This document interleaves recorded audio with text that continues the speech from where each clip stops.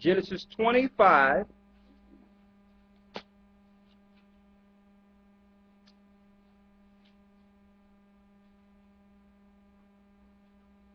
We're going back there. Let's hold our place, right?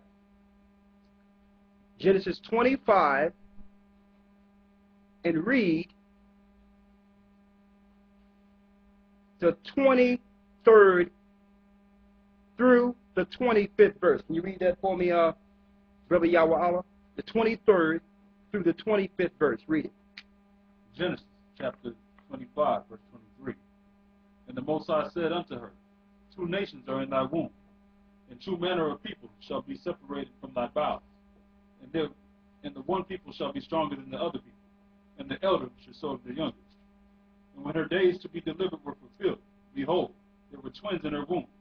And the first came out red, all over like a hairy garment, and they called his name Esau. The first came out red all over like a hairy garment, and they called his name Esau.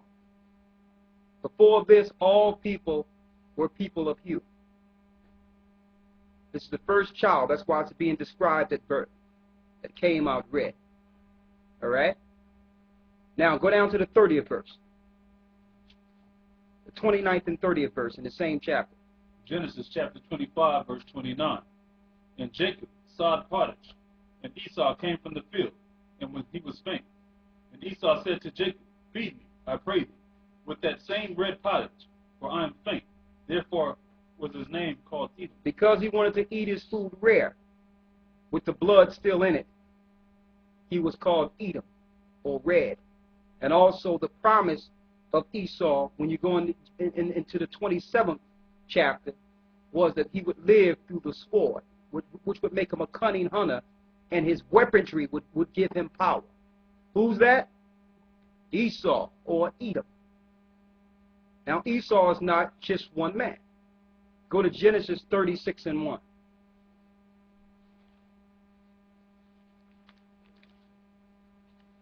See, and this is why people cannot break down the mystery, because those in authority are trying to cover themselves, or trying to stop the world from identifying them as the authority, or as what you would call Mystery Babylon the Great. And I'm talking about governments right now, who back and finance religious institutions. Right? Read Genesis 36 and 1.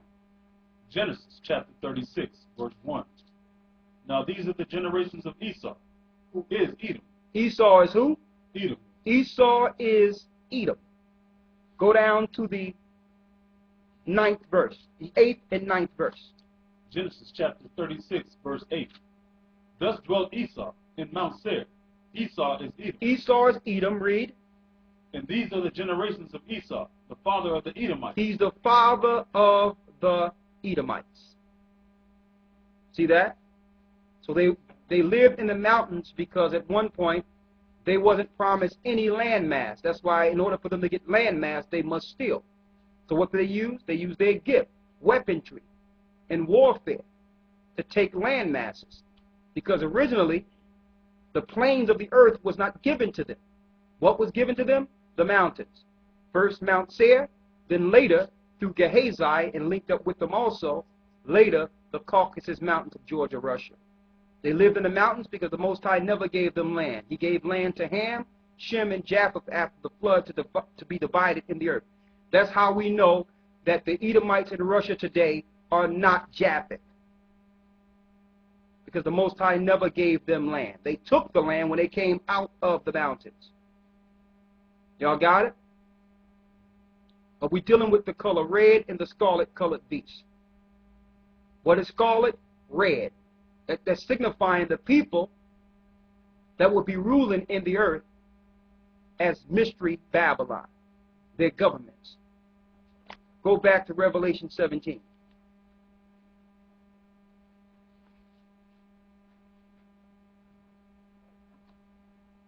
The the chapter and verse we were just in was Genesis 25 through 21 on down.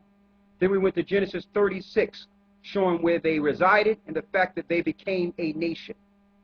And some people might ask, well, how is it that the Edomite children that was dealing with Canaanites came out red? Why? Because there was a remnant of Canaanites that had leprosy. And you can read that in the Old Testament. They were leprous. They didn't have any skin tone of hue. These are the Canaanites that the Edomites linked into. Go back to 3.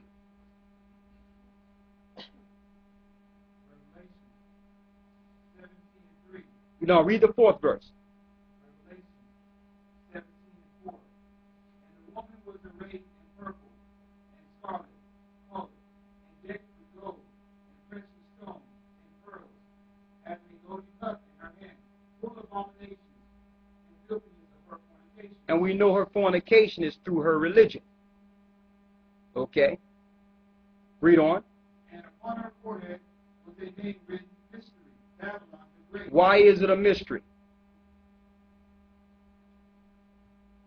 Why is it a mystery? Again, because no one knows who she is. Everyone is still debating on who this is talking about, right? And the authority that's giving you the information are actually the people that it's talking about. So you must go through the saints to break down the mysteries. Let's break it down. And upon her forehead was a name written, Mystery, Babylon the Great. She's the what? The mother. The mother is the beginning. The mother of what? The mother of harlots. So she would spawn. Many would come out of her. Right? Now we know she sat on 7 mountains, so that's Rome. What religion came from Rome? What? Catholicism, which means universal, but what is the religion? Christianity. First, it was one church in the 4th century under Constantine, started under Constantine in the Nicene Treaty. It was called the Roman Catholic Church.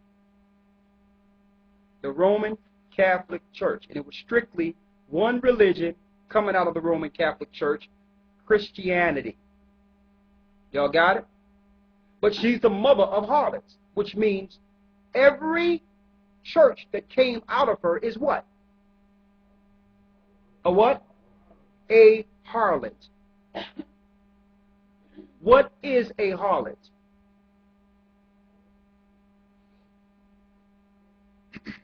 What is a harlot? Come on. Huh? What do harlots do? They sleep with anyone for money or for whatever they need. Right? Who does that sound like? Thank you. It is on the, and from the spiritual part, instead of us dealing with the Most High, which Israel is married to, this religion allow us to go a-whoring with other gods. What gods? The pagan gods.